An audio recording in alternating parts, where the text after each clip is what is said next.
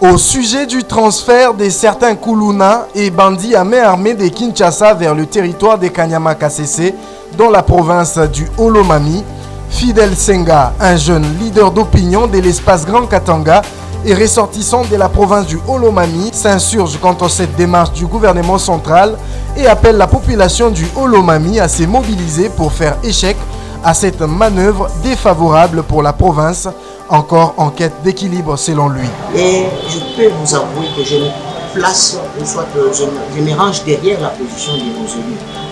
Je ne sais pas dire qu'il y a une politique de 2 poids 2 mesures du fait que le prisonnier du Haut-Katanga, des bandits du Haut-Katanga, on les a amenés par exemple à Angenga et ceux des autres provinces.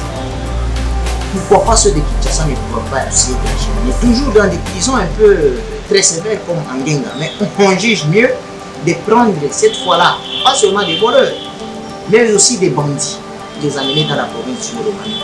Je m'insurge vraiment en faux contre cette décision du pouvoir central. Vous savez que la province du Olomami, c'est une province qui se recherche, c'est une pauvre province qui ne sait pas d'abord assurer sa propre sécurité alimentaire, sa propre sécurité sociale.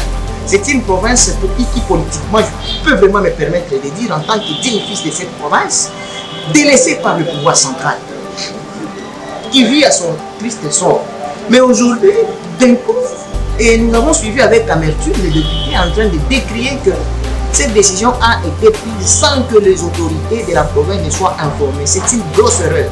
Donc moi je pense que le pouvoir central doit revoir cette mesure-là. Nous, jeunesse du Olomami, nous nous inscrivons vraiment en faux contre cette démarche de prendre les bandits de Kinshasa, les Kuluna de Kinshasa et les amener dans le territoire de Kanyama. Parce que autant qu'ils sont bandits à Kinshasa, autant qu'ils les seront à Kanyama. Il y a déjà une situation pareille.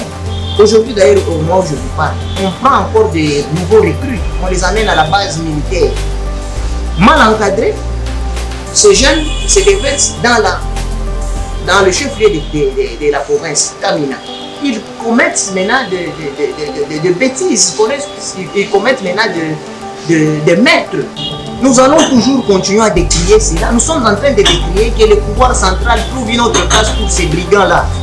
Le pouvoir central a au moins ce courage, a cette dextérité de prendre vite les bandits et les amener dans le Olomami.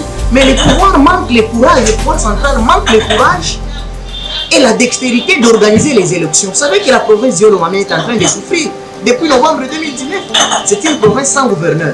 Mais du coup, ça nous étonne, nous comme jeunes, de voir aujourd'hui d'un coup les bandits qui ont commis des meurtres à Kinshasa et les prendre et les amener dans une pauvre province. À la population de dire non comme un seul homme, parce que nous allons souffrir. Vous connaissez l'insécurité qui se passe dans d'autres coins de l'espace du Grand Katanga. Si une telle insécurité arrivait dans le Olomami, nous serons dans les capacités de contenir cela et de gérer cela, d'autant plus que la province n'a pas encore de ressources.